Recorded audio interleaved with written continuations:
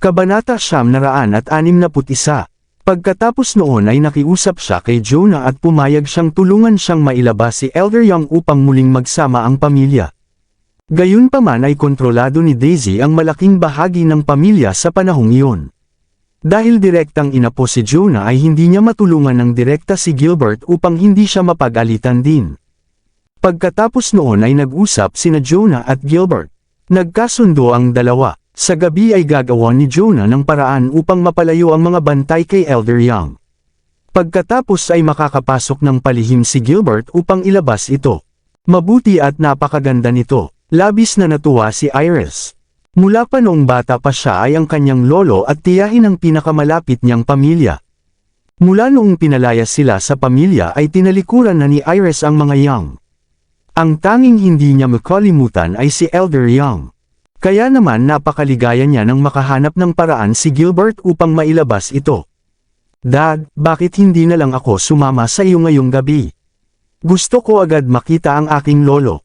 Makakahintay ako sa sasakyan at tutulungan din kitang makalayo, mungkahi ni Iris matapos ang kanyang tuwa. Mukhang maganda iyon. Tumahimik muna si Gilbert bago sumang-ayon. Kahit na hindi tama ang pagpunta doon upang kunin ang isang tao, ay alam ni na Iris at Gilbert na malamang hindi sila sasaktan ng mga Young kahit mabiguman sila. Dahil walang panganib ay maaari ring sumama si Iris. Bukod pa rito ay hindi madaling dalhin mag-isa ang kanyang ama na walang malay. Mas mabuti kung nandoon si Iris kasama ang sasakyan. Tiyo, gusto ko ring sumama. Agad na sinabi ni Luisa nang may kagustuhan. Siya ay laging masayahin at gustong sumama sa lahat ng bagay, kaya hindi niya ito palalampasan. Ano namang gagawin mo doon? Sabi ni Gilbert nang hindi natutuwa. Alam niya kung paano kumilos si Luisa, kaya ayaw niya itong isama upang hindi makasagabal. Gusto ko ring makita ang aking lolo. Hindi ba ako pwedeng sumama? Sasama ako anuman ang sabihin ninyo. Kung hindi mo ako isasama ay magmamaneho na lang ako doon ng mag-isa. Nakanguso at matigas na sabi ni Luisa. Ikaw, galit na galit si Gilbert ngunit wala siyang magagawa. Sige na, sumama ka na kung gusto mo. Ngunit tandaan mo ito, maghihintay ka sa labas sa sasakyan kasama si Iris. Huwag kang gagawa ng anumang kalokohan. Opo, naiintindihan ko. Masayang sagot ni Luisa. Mabuti kumain na muna tayo. Pagkatapos ay maghahanda tayo at kikilos kapag gabi na. Sabi ni Gilbert. Sandali, biglang tumayo si Leon sa sandaling iyon. Leon, ano iyon? Tumingin si Iris kay Leon nang may pagtataka. Iris, sa tingin ko ay may kakaiba sa sitwasyong ito. Hindi ko maintindihan kung bakit biglang tumulong si Jonah nang walang hinihinging kapalit. Nagdalawang isip si Leon. May mga nakaraang alitan siya sa mga Young. Batay sa kanyang alam ay laging iniisip ng mga Young ang kanilang sariling kapakinabangan at kumikilos lamang para sa kanilang sariling interes. Sa pagkakataong ito ay handang makasagasa si Jonah kay Daisy upang tulungan si Gilbert na mailabas si Elder Young. Wala naman siyang makukuhang pakinabang dito. Hindi ito ang inaasahang gagawin ng isang Young, kaya naghinala si Leon. Ano namang mali doon? Sa huli ay pinsan ko pa rin naman si Jonah. Para sa kapakanan ng pamilya ay nais niya lamang kaming tulungan upang muling magsama. Hindi ba't normal iyon? Sabi ni Gilbert nang hindi natutuwa. Mula noong bawiin ni Leon ng elegante ay hindi na niya ito nagustuhan. Hindi niya ito maaaring ituring na mabuti. Kung hindi lang dahil mahal ni Iris si Leon ay pinalayas na niya ito noon pa. Ngunit, nag-aalinlangan pa rin si Leon. Hindi siya naniniwala na mayroong sinuman sa mga Young ang magpapahalaga sa ugnayang pampamilya. Dahil kung hindi ay hindi sana hinayaan ni na Melvin at Jonah na palayasin sila ni Iris ni Daisy ng ganoon na lamang. Wala nang dapat pagdudahan. Ano sa tingin mo ay sasaktan kami ni Jonah? Pangungot siya ni Gilbert. Mas malakas ang ugnayan ng dugo kaysa sa tubig. Kamag-anak niya si Jonah. Hindi siya nito sasaktan. Sadyang nagdududa lang si Leon nang walang dahilan. Hindi ganoon kadali iyon. Ginoong niyang walang masama kung mag-iingat tayo. Sa tingin ko ay dapat tayong maging maingat sa bagay na ito. Payo ni Leon. Walang kwentang salita. Leon, sinusubukan kong iligtas ang aking ama, ngunit sadyang pinapahirapan mo pa ito. Sinusubukan mo pang sirain ang ugnayan namin ni Jonah. Ano ba ang gusto mong mangyari? Sabi ni Gilbert ng galit. Hindi naman iyon ang ibig kong sabihin. Ginoong niyang nag-aalala lang ako para sa inyo ni Iris. Sa tingin ko ay dapat nating pag-isipan itong mabuti. Sabi ni Leon nang mabilis ngunit pinutol siya ni Gilbert. Tama na, ayaw ko nang makarinig pa. Leon, huwag mong isipin na hindi ko alam ang iniisip mo. Galit ka pa rin sa aking ama dahil siya ang nagpahiwalay sa inyo ni Iris noon. Ayaw mong mailigtas ko ang aking ama kaya gumagawa ka ng paraan upang pigilan ito. Hindi ba iyon ang totoo? Pangungot siya ni Gilbert na tila alam na ang lahat ng plano ni Leon. Hindi yun ang ibig kong sabihin. Napangiti na lamang ng mapait si Leon. Alam niyang hindi kasing simple nang nakikita ang sitwasyong ito. Gusto niya silang pigilan ngunit ayaw makinig ni Gilbert. Nagsimula siyang makaramdam ng kawalan ng pag-asa. Leon, huwag kang mag-alala. May katotohanan naman ang sinabi ng aking ama. Kahit hindi tayo tulungan ng tapat ng aking tiyo ay hindi niya kami sasaktan. Ang mga Yang ay isa sa 4 na malalaking pamilya anuman ang mangyari. Napakahalaga sa kanila ng kanilang pangalan at imahe. Hindi sila gagawa ng anumang bagay na kasuklam-suklam. Sabi ni Iris. Noong nakaraan ay pinalayas sila sa pamilya dahil pinilit ito ni Daisy. Wala itong kinalaman kina Melvin, Jonah at sa iba pa. Kahit hindi na bahagi ng mga Yang sina Iris at Gilbert ay magkadugo pa rin sila. Gaano man kahalaga sa mga Yang ang kanilang pakinabang ay hindi nila sasaktan sina Iris at Gilbert. Dahil kung gagawin nila iyon, ay tiyak na huhusgahan sila ng lahat ng makapangyarihang pamilya sa lungsod ng Springfield. Bukod pa rito ay wala ng pag-aari sina Iris at Gilbert. Wala na silang halaga kaya ano namang pakinabang ng mga Yang kung sasaktan pa nila sila. Imposible iyon. Nawalan na ng masasabi si Leon. Alam niyang tama si Iris. Sa anumang anggulo tignan ay walang dahilan ang mga Yang upang saktan sina Iris at Gilbert. Marahil ay nag-iisip lang siya ng labis. Mabuti. Iris, kung desidido kayong pumunta doon ay sasama na lang din ako sa inyo. Sabi ni Leon matapos mag-alinlangan dahil hindi pa rin niya maiwasang mag-alala para kay Iris. Ito ay sarili naming usapin sa pamilya at wala itong kinalaman sa ibang tao tulad mo, bakit ka sasama, malamig na sabi ni Gilbert. Labis na hindi nasiyahan si Iris at sinabing, Dad, pwede bang huwag kang maging masungit kay Leon? May mabuti siyang layunin at napakalakas niya, kung nais niyang sumama hayaan mo na siya, baka makatulong siya kung may mangyaring hindi inaasahan. Sige na, gawin ninyo ang inyong nais, malamig na sabi ni Gilbert at tumalikod na lamang upang mag-isip at hindi na nagsalita pa. Iris, hayaan mo rin akong sumama, ayaw kong manatili sa bahay na mag-isa, sabi ni Ruth matapos mag-isip ng sandali. Sige na, sagot ni Iris matapos mag-atubili ng sandali, lahat naman ay sasama na kaya wala na siyang pakialam kung sasama rin si Ruth. Nang gabi sumakay sina Leon, Iris at ang iba pa patungo sa tapat ng mansyon ng mga Yang sa ilalim ng madilim na kalangitan. Sa sandaling iyon ay naghihintay na sa labas si Jonah ayon sa kanilang napagkasunduan ni Gilbert. Nang makita sina Gilbert at ang iba pa na bumababa ng sasakyan, lumabas si Jonah mula sa madilim na sulok. Gilbert, dumating ka na rin, matagal na akong naghihintay, bati ni Jonah kay Gilbert nang may ngiti. Pagkatapos noon ay nawala ang kanyang ngiti nang makita niya si Leon sa likuran ni Gilbert, nagulat siya at sinabing nandito rin si Leon. Oo, bumilis ang tibok ng puso ni Leon. Dahil sa pagpupursigi nina Iris at Gilbert ay isinantabi na niya ang kanyang mga hinala kay Jonah, ngunit ang reaksyon ni Jonah ay muling nagpaigting sa kanyang mga hinala. Mayroon siyang alitan sa mga Yang lalo na noong panahon ng kanyang pakikipagkasundo kay Cynthia, ay inatake siya ni Melvin habang kumakatawan sa mga Yang at tinangka siyang patayin. Hindi niya iyon nakalimutan. Kahit naroon si Iris ay maituturing silang matinding kaaway ng mga Yang, at walang paraan upang maging magkaibigan sila. Masyadong kakaiba ang pagiging mahinahon ni Jonah sa kanya. Tiyo, matagal na rin tayong hindi nagkikita, bati ni Iris kay Jonah. Oo nga Iris, narinig ko ang iyong pagiging handang mag-alay ng buhay para sa iyong pag-ibig noong nakaraan, at salamat sa Diyos na ligtas ka at walang nangyaring masama sa iyo.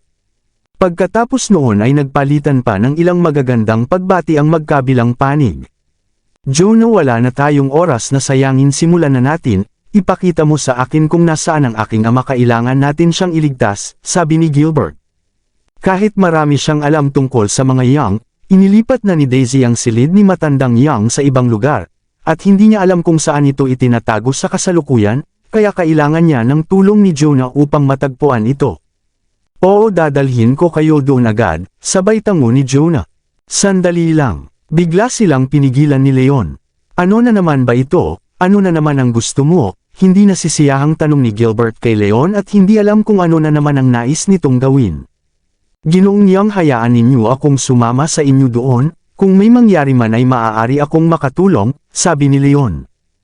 Hindi, tatanggihan na sana ito ni Gilbert ngunit naunahan na siya ni Jonah bago pa man siya makapagsalita ng buo. Mabuti yun, kung sabay kayong dalawa ay magkaroon kayo na magtutulungan sa isa't isa. Mabilis na sabi ni Jonah na may bahid ng tuwa sa kanyang mukha, ngunit natakpan ito ng kadiliman. Naramdaman ni Leon ang lamig sa kanyang puso nang sabihin iyon ni Jonah. Sinubukan lang niyang subukan si Jonah kanina, ngunit iminungkahi pa rin ni Jonah na sumama siya. Hindi mahirap para kay Leon na hulaan na hindi ito magandang balita. Iris, Luisa, maghintay kayo sa sasakyan, babalik din kami agad. Lumingon si Leon upang tingnan sina Iris, Luisa, at Ruth habang sinasabi iyon at palihim na tumingin kay Ruth. Agad na naintindihan ni Ruth ang ibig sabihin ni Leon. Gayunpaman sina Iris at Luisa ay walang kamalay-malay at hindi alam kung ano ang ibig sabihin ng tingin ni Leon. Hindi gusto ko ring sumama, masayang sabi ni Luisa, hindi niya palalampasan ang ganitong kapana-panabik na pangyayari. Ayos lang naman kay Iris, hindi siya tulad ni Luisa na laging nagdudulot ng gulo. Kahit na nais niyang makita ang kanyang lolo sa lalong madaling panahon, nananatili siyang mahinahon at matalino, at alam niyang mahina lamang sila ni Luisa, at kung sasama sila ay hindi sila makakatulong kundi magiging pabigat pa kina Leon at Gilbert. Sige, naalis ko na ang lahat ng mga bantay at ligtas na ligtas ang loob. Maaari kayong sumama sa lahat ng sabay-sabay ngiti at sabi ni Jonah. Ngunit, kahit si Iris ay nagsimulang matukso nang sabihin iyon ni Jonah. Hindi na kailangan Iris, Luisa, maghintay na lang kayo sa sasakyan, pilit ng ngiti ni Leon habang nagsisimula ng lumubog ang kanyang kalooban. Kahit hindi niya alam kung ano ang balak ni Jonah, nararamdaman niyang masyadong halata ang pagiging bukas nito, na narito sila upang magligtas ng tao at hindi upang magbakasyon. Tiyak na may mali sa labis na pagkamasigasig ni Jonah. Ang mas masama pa ay nais sana niyang ipagpatuloy ang paghihintay ni na Iris sa sasakyan upang makatakas siya nang hindi nakatingin si Jonah. Ngunit bukod kay Ruth ay walang ibang nakaintindi sa kanyang nais sabihin. Ayos lang naman sila Leon, sila ay mga pamangkin ko, at sa tingin mo ba ay sasaktan ng mga Yang ang sarili nilang kamag-anak? Nakita ni Jonah na naghinala sa kanya sa Leon, kaya nagsimula siyang magalit. Tiyo, huwag po kayong magalit, hindi yun ang ibig sabihin ni Leon. Mabilis na ipinagtanggol ni Iris si Leon. Sige na, huwag na tayong magsayang ng oras dahil sinabi naman ni Jonah na ligtas ang lahat. Sumama kayo kung nais ninyo, desididong sabi ni Gilbert. Plano sana niyang iwan na lamang muna sina Iris, ngunit dahil inalis na ni Jonah ang lahat ng mga bantay, ay wala namang masama kung sasama sila. Iris, pumayag na rin si Tiyo, tara na at tingnan natin. Masayang sabi ni Luisa habang hinihila ang braso ni Iris. Nais talagang makita ni Iris si Elder Yang, kaya nagatubili siya sandali at hindi na tumanggi. Hindi bawal kayong pumasok, nagulat si Leon at hinawakan niya ang palso ni Iris at braso ni Luisa upang pigilan sila. Leon, ano bang ginagawa mo? Nagulat sina Iris at Luisa at hindi maintindihan ang ikinikilos ni Leon. Iris, Luisa, may mali sa mga ito at hindi kayo maaaring pumasok. Dahil sa sitwasyon ay nagpasya na si Leon na sabihin na ang totoo. May mali, ano ang mali? Nag-alinlangan sina Iris at Luisa.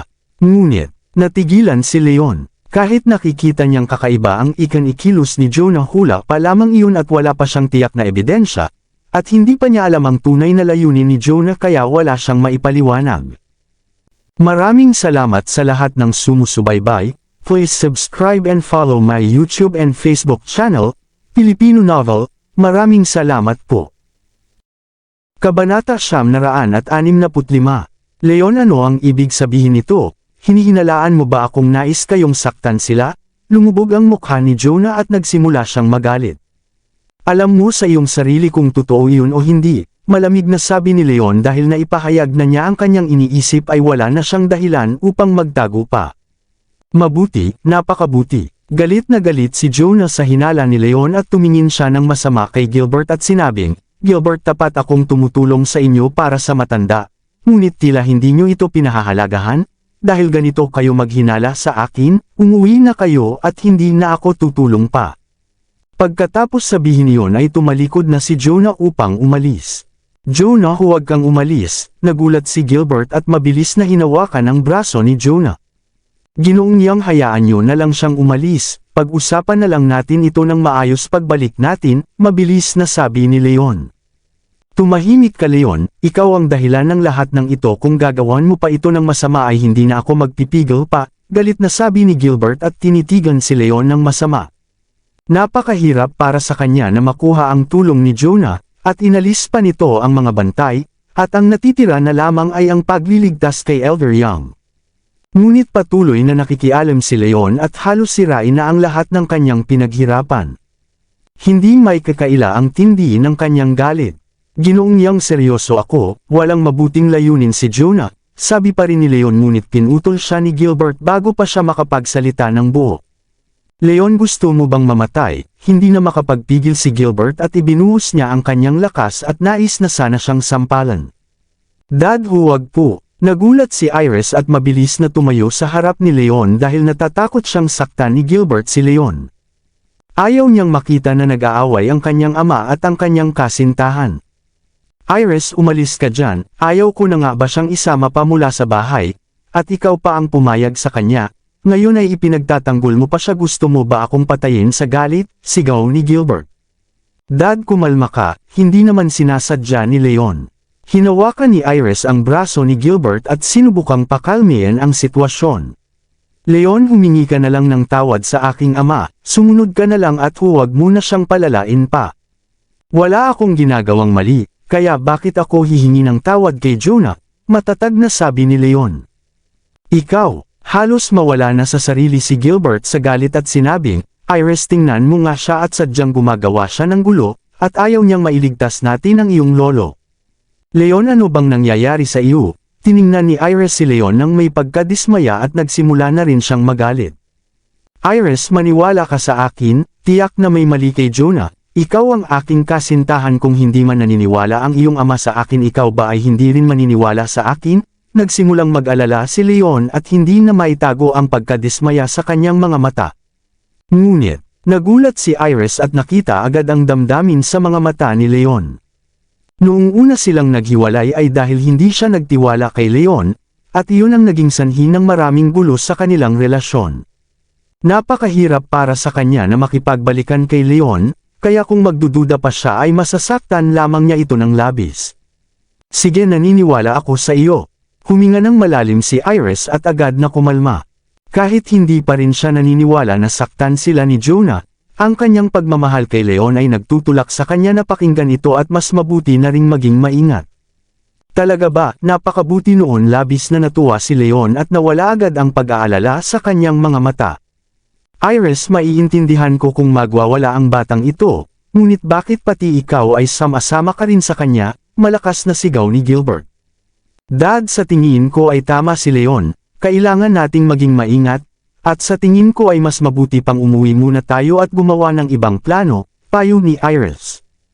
Ano, hindi mangyayari yun, kung nais kayong umalis ay umalis na kayo, ako na lamang ang magliligtas sa inyong lolo, galit na sabi ni Gilbert.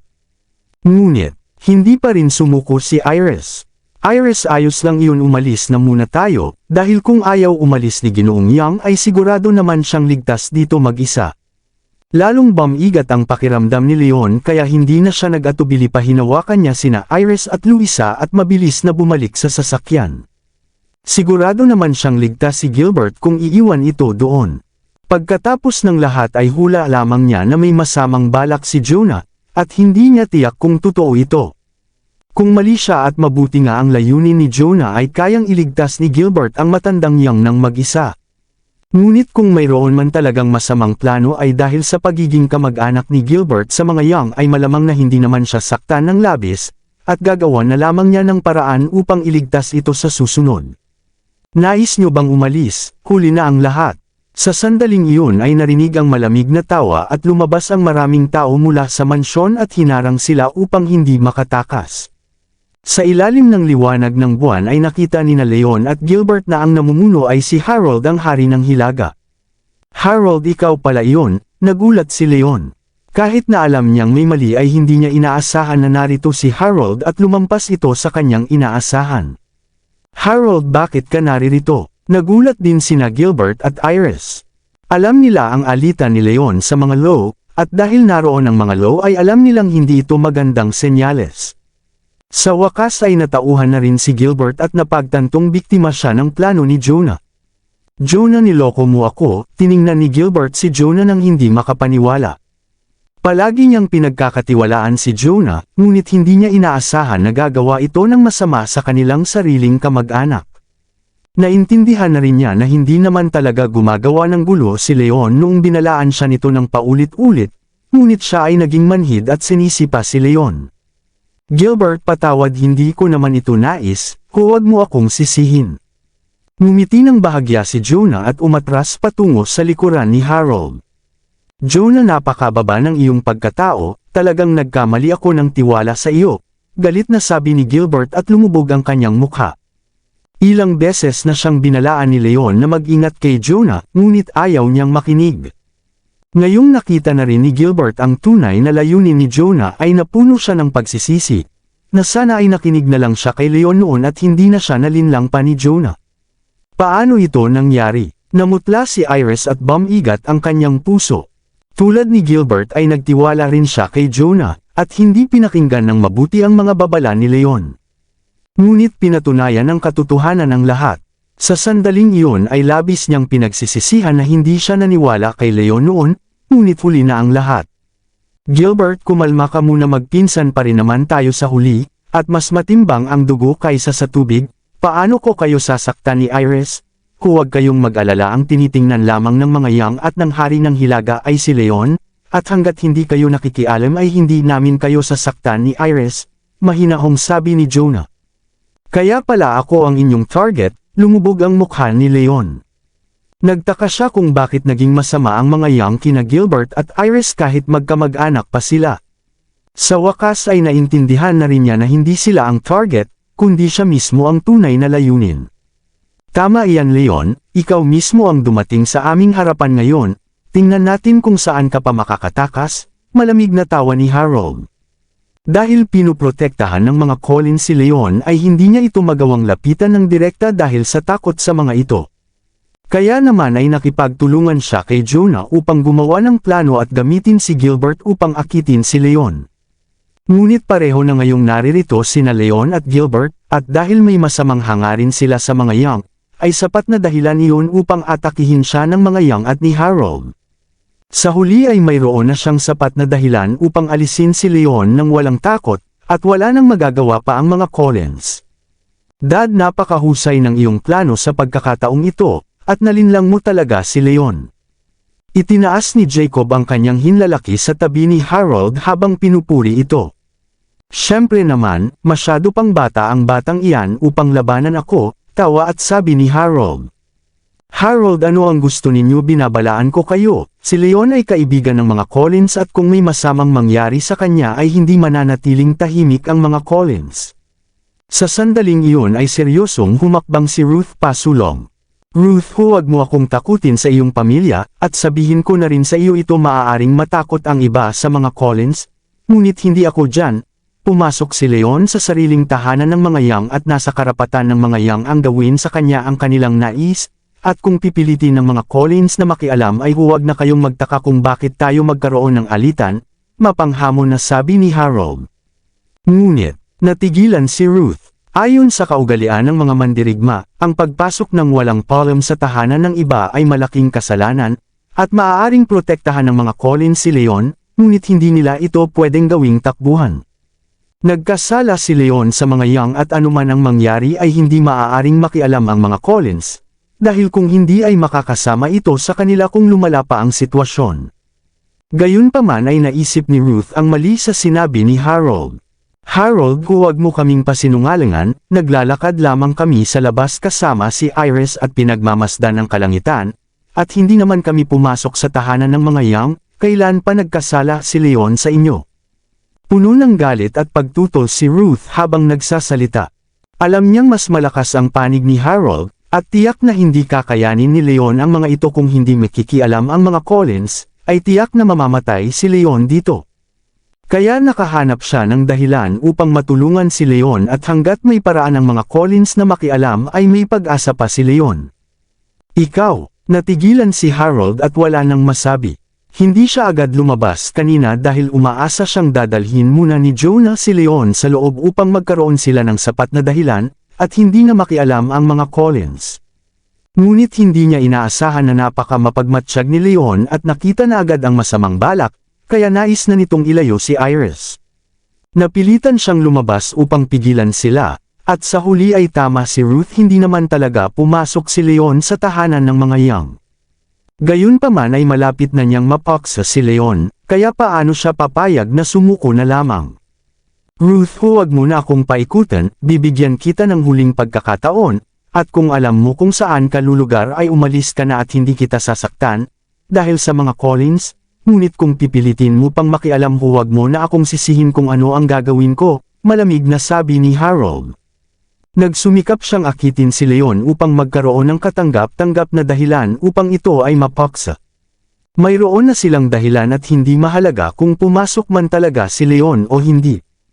Kapag napatay na niya si Leon ay gagamitin na lamang niya iyon bilang dahilan, at kahit anong sabihin pa ng mga Collins ay wala na silang magagawa. Ikaw. Galit na galit si Ruth at naiintindihan niya ang iniisip ni Harold. Ngunit wala naman silang kasamang tauhan dito, at kung talagang atakihin ni Harold si Leon ay wala siyang magagawa. Ruth, ayos na iyon, ako na ang bahala dito, ilayo mo na sina Iris at ang iba pa, sabi ni Leon habang bumantong hininga at humakbang pasulong. Nakahanap na ng dahilan si Harold upang patayin siya, at wala nang saysay ang pakikipagtalo pa ni Ruth. Hindi ako aalis at hindi kita iiwan dito ng mag-isa, agad na tumutol si Iris at labis na nag-alala. Iris, huwag kang mag-alala, makakahanap lang ako ng pagkakataong makatakas kung aalis kayo, bulong ni Leon. Alam niyang napakalayo ng lakas ni Harold at ng mga eksperto ng mga Young kumpara sa kanya. Kailangan niyang makahanap ng paraan upang makatakas at mabuhay. Ngunit kailangang makaalis muna sina Iris at ang iba pa, dahil kung hindi ay hindi siya makakatakas. Nais ninyong umalis, hindi yun magiging madali. Naintindihan agad ni Harold ang layunin ni Leon, ngumiti siya ng masama at kumaway agad na pinalibutan ng mga eksperto ng mga Law at Young si Leon at ang iba pa at hinarang ang lahat ng daanan. Harold, ano ang ibig sabihin nito? Hindi naman kami nakasakit sa inosente. At sina Ginoong Young at Iris ay kamag-anak ninyo. Talaga bang sasaktan ninyo sila? Hindi nasisiyahang sabi ni Leon. Huwag kang mag-alala, wala akong balak saktan sila, wala silang halaga sa akin, at kapag napatay na kita ay papayagan ko na silang umalis, sabi ni Harold ng may masamang ngiti. Alam niyang matalino at mahirap kalabanan si Leon, kaya sadyang pinanatili niya rito sina Iris upang mapigilan si Leon na tumakas. Hindi niya papayagang makaalis ng ligtas sina Iris at ang iba pa hanggat hindi nila napupuksa si Leon.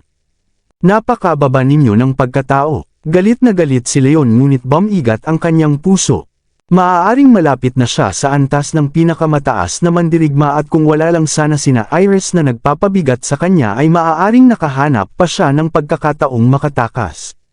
Ngunit napakalupit ni Harold at hindi nag-atubiling gamitin sina Iris upang bantaan siya at harangin ang kanyang daanan, kaya nawala na ang natitirang pag-asa sa kanyang puso.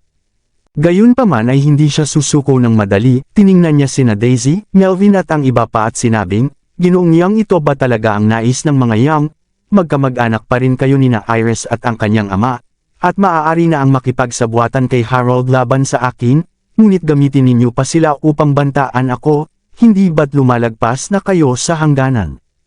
Ngunit, natigilan si Melvin at wala nang masabi. Sa totoo lang ay alam din nilang hindi ito tama, ngunit dahil hawak na ni Daisy ang kapangyarihan sa mga Young ay wala na silang magagawa. Bukod dito ay ang buong plano laban kay Leon ay gawa ni na Daisy at Harold lamang, at sila ay sumusunod na lamang sa utos ni Daisy. Leon, huwag mo nang paikutan ang katotohanan, sabihin ko na sa iyo ito ang mga Yang at ang hari ng Hilaga ay nagkaisa na, at magtutulungan habang buhay at ang nais ng hari ng Hilaga ay siya ring nais ng mga Yang, malamig na sabi ni Daisy. Dahil hindi maaaring ipahayag ang tunay nilang ugnayan ay siya na ang kumakatawan sa mga Yang sa pakikipag-alyansa kay Harold upang tulungan itong kontrolin ang pamilya. Noong una ay tumutol si Melvin at ang iba pa, ngunit nang makita ang paghina ng kapangyarihan ng mga Yang nang magkasakit ang matandang Yang ay napagtanto nilang kailangan nila ng malakas na kakampi. Bukod pa rito ay hawak naman ni Daisy ang kapangyarihan sa pamamagitan ni Royce, kaya napilitan na lamang silang sumunod. Dahil dito ay unti-unti nang napasa kamay ni Harold ang mga Yang nang hindi nila namamalayan. Hindi ako makapaniwala na ang isa sa 4 na dakilang pamilya ng lungsod ng Springfield ay sunod sa Nieren na lamang sa hari ng Hilaga, at talagang bumagsak na kayo. Ginoong Yang, alam ninyong mabuti kung anong uri ng tao si Harold at kung makipagsabwatan kayo sa kanya, hindi ba kayo natatakot na lamunin niya kayo ng buo? Mapanuyang ngiti ni Leon. Kahit hindi niya alam ang tunay na ugnayan ni Daisy at Harold ay nakita na niya ang totoo at hindi na katulad ng dati ang mga Yang, at patuloy silang bumabagsak at malapit ng lamunin ni Harold nang hindi nila namamalayan. Ano? Nagbago ang mukha ni Melvin at tila nagising siya sa kanyang pagkakatulog. Daisy, tama si Leon, hindi tayo sunod sa Nieren kay Harold at ang nais niya ay hindi natin nais, hindi ako tutol sa pagpaparusa kay Leon, ngunit hindi ko papayagang saktan ninyo sina Gilbert at Iris, kailangan ninyong palayain sila, malamig na sabi ni Melvin. Nagulat si Daisy at mabilis na sinabing tiyo, malinaw na sinusubukan lamang ni Leon na pag-awayin tayo at sirain ang ating ugnayan sa hari ng Hilaga. At huwag kayong maniwala sa kanya, sinabi na rin ng hari ng Hilaga na hindi sasaktan sina Gilbert at Iris at kapag napuksa na natin si Leon ay papayagan na rin natin silang umalis. Kabanata 970. Ngunit, bamuka ang bibig ni Melvin ngunit wala siyang masabi. Kahit nakikita niyang pumanig si Daisy kay Harold ay hindi niya alam ang tunay nilang ugnayan, at bukod pa rito ay hawak na ni Daisy ang pamilya, kaya ayaw na niyang makipagtalo pa sa ganitong bagay. Bigla siyang naharap sa mahirap na sitwasyon at hindi na alam kung sino ang dapat paniwalaan. Tiyo, isipin ninyo noong panahon ng pagpapakasal ni Leon ay inatake na natin siya at magkaaway na tayo, kung hindi natin siya tutulungan ngayon ay tiyak na lilipulin niya ang mga Yang kapag lumakas na siya, lalo pang pinainit ni Daisy ang sitwasyon. Tama ka, kailangan nating alisin si Leon para sa ating kinabukasan. Nag-atubili sandali si Melvin ngunit napaniwala rin siya agad ni Daisy. Malalim ang alitan ng mga Yang at ni Leon hindi lamang dahil sa tangkang pagpatay noong panahon ng pagpapakasal, kundi pati na rin sa ugnayan nito kay Iris. Noong pinalaya sina Iris at ang kanyang ama ay nawala ang lahat at tiyak na may galit sila sa mga Yang. Kung lalakas palalo si Leon ay tiyak na hindi niya palalampasan ang mga Yang, kaya kailangan na itong harapin kasama si Harold bago mahuli ang lahat. Napakababa ninyo ng pagkatao, at talagang matigas ang inyong mga ulo kaya naman bumagsak ang mga Yang sa ganito. Labis na nadismaya si Leon sa nakita niyang reaksyon at nawala na siya ng pag-asa sa mga namumuno sa mga Yang. Sa kabilang banda ay ngumiti naman ng tagumpay si Daisy. Leon, itigil mo na ang iyong mga walang kwentang salita at maghanda ka sa iyong kamatayan. Malamig na ngiti ni Harold habang ibinubuhos ang kanyang lakas at naghahandang paksain si Leon sa isang hampas. Nang makita ni Ruth na aatakihin na ni Harold si Leon ay hindi na niya mapigilan ang pag-aalala. Noong binalaan ni Leon siya tungkol kay Jonah ay palihim na naipadala na ni Ruth ang mensahe sa kanyang lolo upang humingi ng tulong. Ngunit malayo ang mga Collins at bago pa man dumating si George ay maaaring huli na ang lahat. Sandali lang Harold, ikaw ang hari ng Hilaga at isa sa mga pinakamakapangyarihang tao sa lungsod ng Springfield, hindi ba't napakababa ng inyong ginagawa na atakihin ang isang mas bata sa inyo at makipagsabwatan pa kayo sa mga Yang upang gumamit ng ganitong mapanlinlang na paraan? Galit na sabi ni Ruth habang sinusubukang patagilan ang oras upang makatulong kay Leon. Ikaw! Tumigil si Harold at nag-alinlangan. Labis na nakakahiya para sa kanya at kina Melvin na mapag-alitan ng isang kabataang babae, ngunit alam din nilang totoo ang sinabi ni Ruth at wala silang maipaliwanag. Kahihiyan siya ay isang bata lamang at hindi na kailangang makialam pa ang hari ng Hilaga, kaya ko na ito mag-isa. Sa sandaling iyon ay humakbang pasulong ang isang malakas na lalaki na si Jackson Lowe. Siya ang pangalawa sa pinakamalakas sa kanilang pamilya at mas malakas kaysa kay Marco. Sina Marco at Jackson ang kanan at kaliwang kamay ni Harold at malaking bahagi ng kanyang kapangyarihan ay dahil sa kanila.